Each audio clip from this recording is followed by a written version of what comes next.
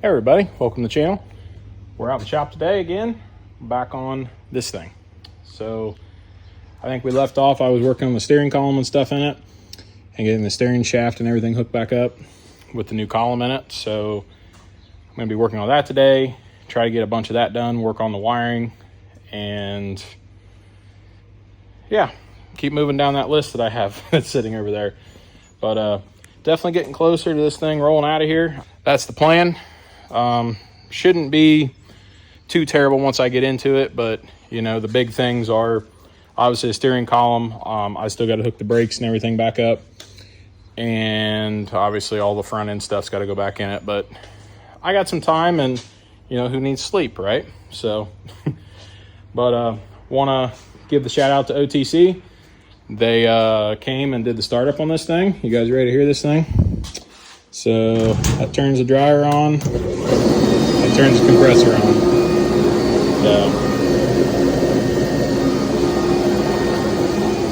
It's gonna be pretty nice. I mean, it's still got a little noise to it, but I'm sure you guys can still hear me talking, and I'm right next to it. So huge thanks to OTC for being on board with that and getting me some pretty sweet air. It's now got a dryer and a cooler in it, so pretty happy about that.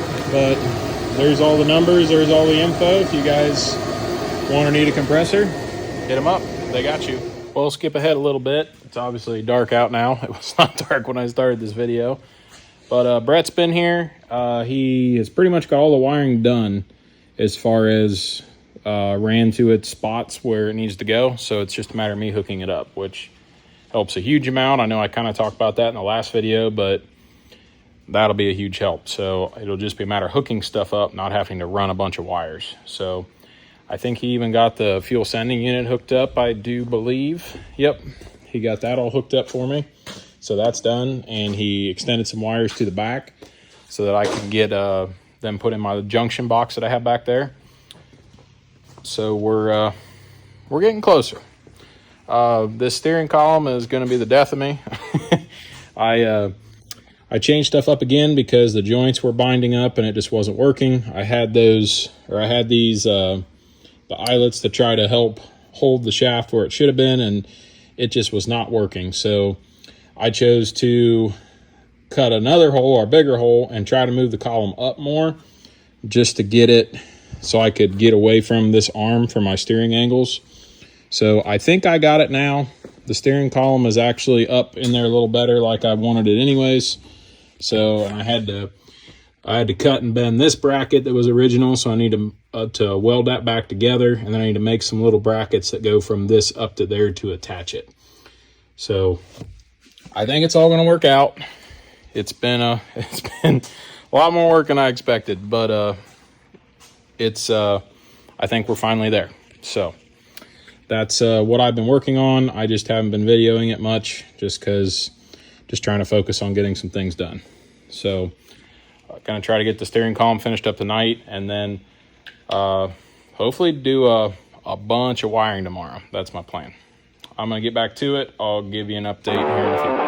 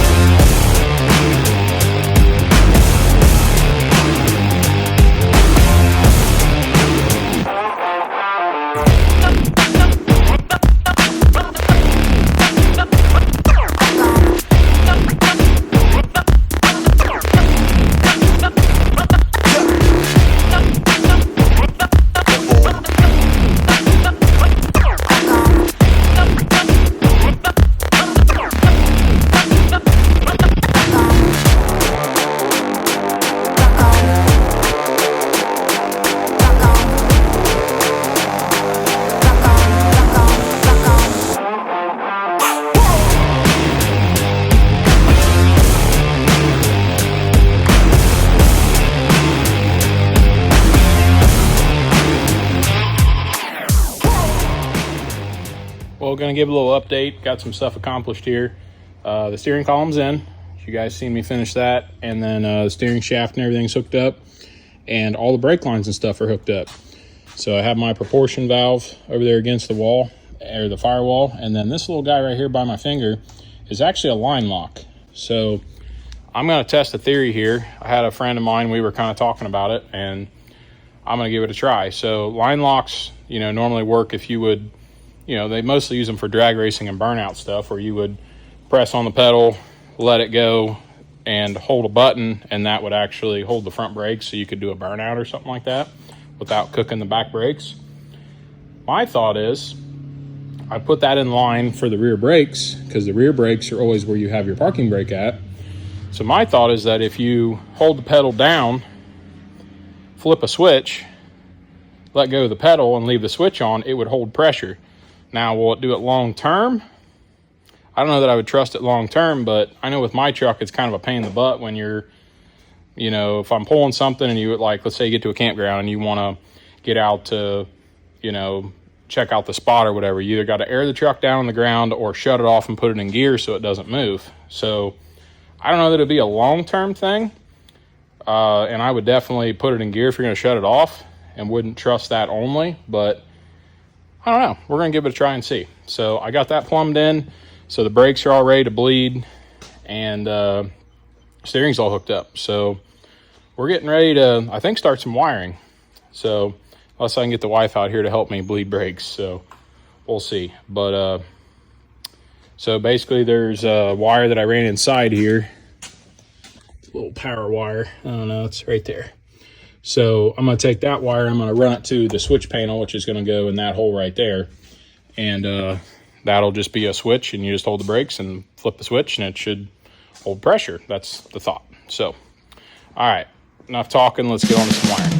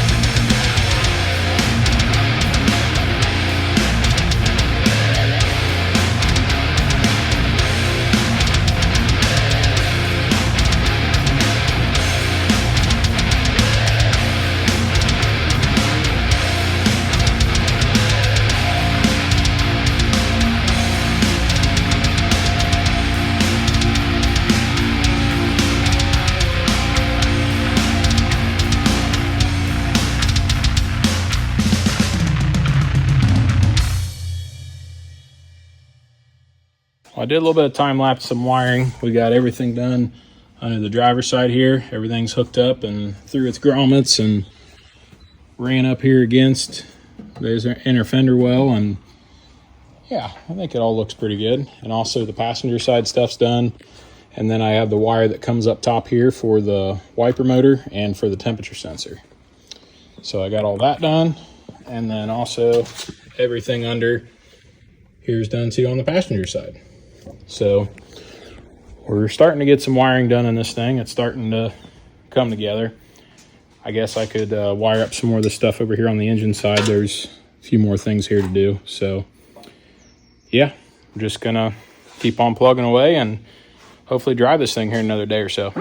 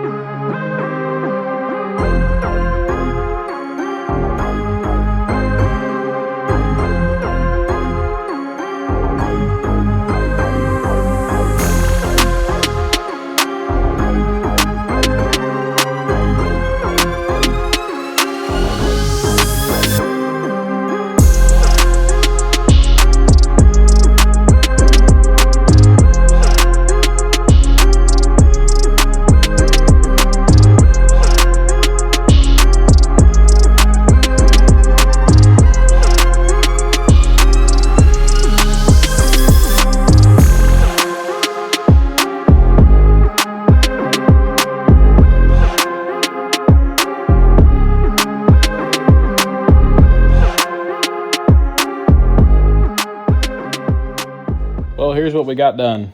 There's most of this wiring under here is all finished up. I still do have these wires that go to the electric fans, which are still sitting over there, so they're not in it yet. This is for a horn if he decides to do a horn on this of any sort later. And there's still one left to hook up for the AC. But other than that, I know it's a little bit still, but the rest of everything is done under here. All the brake lines are done and bled out. Yeah, we're pretty much mostly wrapped up with wiring, you know, as far as in the under the hood.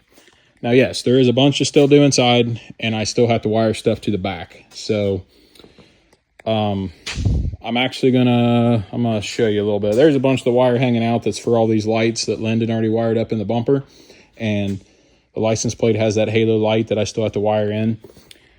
So I need to do that. And then I was going to show you guys, I have a 7-way plug that's going to be for the trailer brake, or for the trailer that he's going to pull. Here's a 7-way connector. I need to build a little hideaway cover, I guess is what you can call it. I'm going to try to mount this thing from underneath somewhere in that area, but it's going to obviously be down flush, so you won't see it. So I am going to end up cutting a hole in this deck plate and making something to recess that down in there just so it looks nice. But that will give the trailer plug, because he doesn't have a hitch on the back of it, so the only place he needs lights is up here. So I have that to still wire in, which I'm going to do today. And then I have this box. I put these in all my trucks. I kind of like them. I don't know, maybe some people do, some people don't. But this is mostly meant for trailer wiring, but it has each stud for each wire that would be for a 7-pin plug. But what I do is I run my painless harness in and then put each one of what each wire does on each one of these studs, and then you can go from here and run out to the tail, or to, so like breaking it out to go to the trailer brake stuff or the trailer harness. You can just bring a wire straight from here, like out of the top, and all those wires go to the trailer plug instead of splicing them in the middle of a harness and doing all that. So I do that on that. So I need to finish those two things in the back for the back to be done. All the wiring is back there that Brett did, but I still got to finish that. So then inside, we have about everything to do. But here's his gauges that we're going to be putting in. All the senders and stuff are already in for all these, and they come through the painless harness, which comes inside the cabin there. So those will be fairly easy to hook up. He did get a GPS speedometer, or GPS guy for speedometer, opposed to the old school. Oops, we didn't realize it came with that when he ordered it. So I got all that stuff to put in. There is a brake controller here I got to put in, and I got this little switch panel. So this little switch panel is going to end up in the dash in here. I'll show you here real quick. It's going to go in this section right here, and there, kind of like that, into that plate. So I have this plate that takes up that extra room, so it'll be a nice transition in there. But that's going to go in there. There really isn't going to be anything on this except for one switch, which will be for the parking brake for that that line lock thing that I showed you I put in. So, but this will be good for auxiliary stuff, and he's got plugs for his cell phone and things like that, so he can charge that. And there's also a volt gauge on here, so you can, double check your volts to see what you have in the cab. So once again, this is probably going to be a short video this week. It's just hard to film a lot of this wiring stuff, and this stuff takes a lot longer than you expect, and then the Windows stuff takes time, and it's just is what it is. So, but a lot of good progress on this, and next week's video, this thing will be done.